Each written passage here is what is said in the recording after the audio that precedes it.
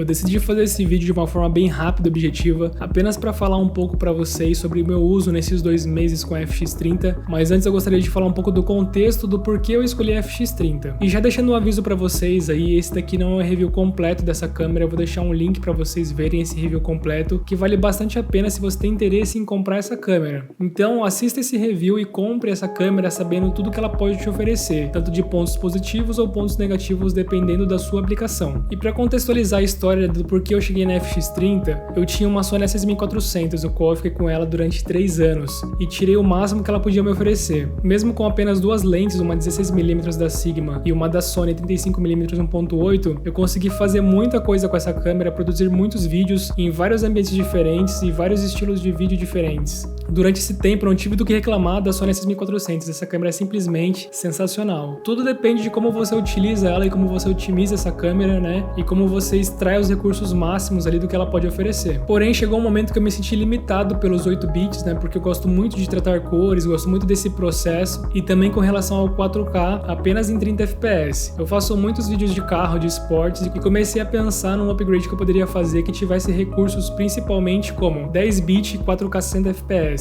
E vale lembrar, deixando uma dica aqui pra vocês, né, que um amigo meu me falou no início da minha carreira como filmmaker, que a gente só deve trocar de equipamento quando você realmente chegou no limite do seu equipamento e que você não consegue extrair mais dele, que você já conheceu tudo que você tinha que conhecer e realmente ele acaba sendo, entre aspas ali, um gargalo pro seu talento, pro seu trabalho, enfim. Então se você pensa em fazer um upgrade de câmera, seja para FX30 ou qualquer outra câmera, se pergunte se você já extraiu o máximo da sua câmera, se realmente os recursos que a câmera nova vai te proporcionar vão te trazer algum benefício, porque eu vejo muita gente pesquisando câmeras novas, trocando de câmera sempre em busca de mais qualidade e às vezes compra uma câmera e não sabe nem os recursos que ela tem. Então é muito importante quando você for comprar algo, né, seja um drone, uma câmera, uma lente, você entender o que de benefício ela vai te trazer, que isso eu levo comigo e faz muita diferença realmente. Eu sempre tento extrair o máximo que eu posso do meu equipamento e aí na ideia de migrar para uma câmera que fosse 4K, 60 fps, 10 bits, até cogitei ir para Fujifilm, né, que teria um custo-benefício aí, né, bem bacana, porém eu tô acostumado com a Sony e uma das coisas que eu mais prezo e que eu mais uso nos meus vídeos de ação, né, de esportes, de carro, enfim, é um foco rápido e preciso. E isso sem comparação com outras marcas, a Sony realmente ela se destaca muito. O foco da Sony é realmente absurdo e a FX30, né, quando lançaram ela se tornou a minha opção, porque anteriormente eu iria para 7.4. Porém, se eu fosse para 7.4, eu teria que trocar minhas lentes por lentes full frame, né? E eu gosto de lentes fixas, então eu teria que investir uma grana maior, tanto no corpo da câmera em si, quanto na troca de lentes, né, para lentes equivalentes às que eu tenho hoje. E quando lançou a FX30, esse foi um dos motivos assim que realmente me chamou muita atenção, que um dos pontos principais é eu teria opções de lentes mais baratas, poderia continuar usando minhas lentes e ela tem os recursos que eu preciso, mesmo com um sensor APS-C, né, eu não vejo nenhum problema no sensor APS-C, eu já sei trabalhar com o sensor APS-C, né, sei a distância que eu vou precisar ali, né, das lentes, as milimetragens de lentes que eu preciso, sei as limitações com relação ao low light. Pô, mas é uma câmera APS-C, cara, é uma câmera excelente, né, lógico que a performance dela você não pode comparar com uma câmera full frame, são sensores diferentes com tamanhos diferentes e com performances diferentes para low light e também profundidade de campo. Então, sabendo disso, né, comprando a câmera ciente disso, a gente não tem do que reclamar. A gente tem que apenas adaptar ela para situações que a gente precisa realmente da performance ali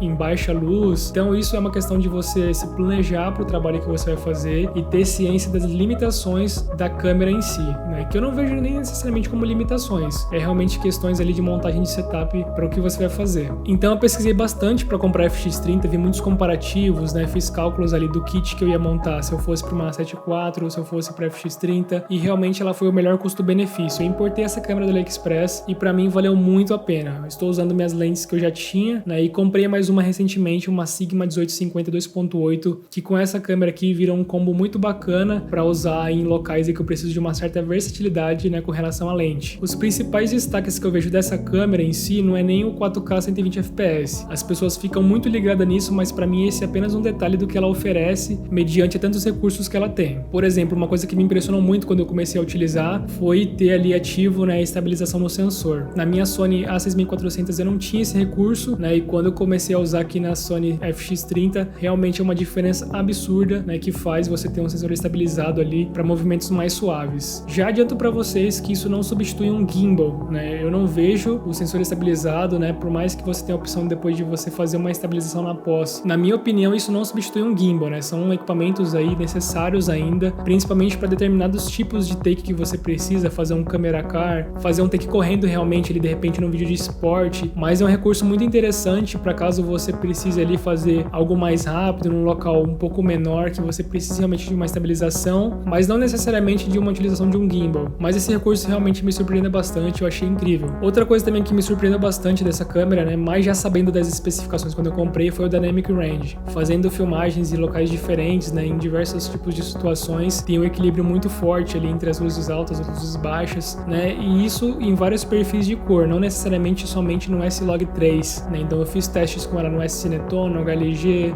no S-Log3, enfim. A textura, a cor em si, né, tudo isso, né, a qualidade de imagem é realmente surpreendente. O Full HD dessa câmera me surpreendeu de uma forma assim absurda, eu realmente gostei bastante do que ela entrega. Então tem muitos recursos nessa câmera assim que eu ainda preciso explorar realmente, né, mas de antemão usando nesses 2 meses assim, eu só tenho a falar sobre pontos positivos. Sobre essa câmera esquentar pode ser um ponto que preocupe algumas pessoas aí, mas nos testes que eu fiz com ela, utilizando 4K 60 fps num dia de sol forte, não deu nem sinal de superaquecimento, né, por ela já ter um cooler interno. Acho que esse problema assim não vai ser um ponto negativo, né, se é que ela vai esquentar realmente e chegar a desligar como as Sonys da linha 6000 faziam, por exemplo, e até mesmo já ouvi pessoas falando que isso acontece com a 7 IV. Então, assim, da 7 IV eu não sei dizer, apenas ouvi relatos de algumas pessoas, mas com a FX30, pelo menos eu gravei muito tranquilo, assim, e não deu nenhum problema de superaquecimento. Vale lembrar também que essa câmera grava em vários formatos, né, então você tem que ter cartões específicos aí. Um cartão que eu estou utilizando nela é um V60, então eu consigo gravar no modo XAVCS,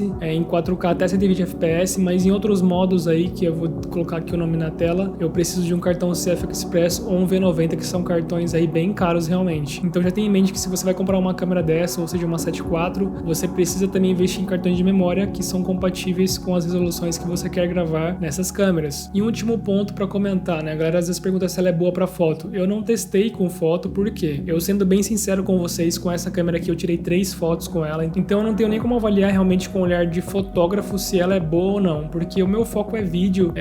Sinceramente, assim, nos trabalhos que eu tô, às vezes eu pego e faço algumas fotos com o celular. Minha câmera o tempo inteiro é no modo de vídeo, então assim, eu nem cheguei a testar ela com relação a fotos, mas eu tenho bons feedbacks de pessoas que já utilizaram, que são fotos aceitáveis, são fotos boas, porém, vale lembrar que ela não tem viewfinder, você não consegue, né, fazer fotografia ali tendo referência pelo viewfinder, e também ela não tem shutter mecânico, né, você não consegue fazer aquele burst de foto, né, então se você é fotógrafo e pretende comprar a FX30, talvez essa não seja a câmera ideal para você, ou se você é um filmmaker que você trabalha com foto e vídeo, né, e faz muito dos dois trabalhos, talvez, pode ser que não seja a câmera ideal, talvez você tenha que optar por uma câmera realmente híbrida, que é a Sony A7 IV, por exemplo. Essa câmera é uma câmera da Cinemaline, que às vezes as pessoas falam, mas a foto, entendo que essa câmera é focada em vídeos, né, então, para filmmaker em si, não tem dúvidas, mas como eu falei para vocês, eu não tenho experiência suficiente com foto para falar de parâmetros e tal. Eu sei que se eu fizer uma foto com ela, né, dependendo do que eu preciso ali, eu vou atingir o objetivo que eu quero e pronto, mas para mim é algo que eu não vendo isso como um trabalho, né. E para fechar falando sobre o 4K 120 fps, né, acho que vocês já sabem, né, quem viu aí os reviews dessa câmera, que ele ainda tem um crop a mais quando você coloca no 120 fps. Eu sinceramente não uso muito 4K 120 fps, né, mas é algo que também você se planejando para o que você vai fazer,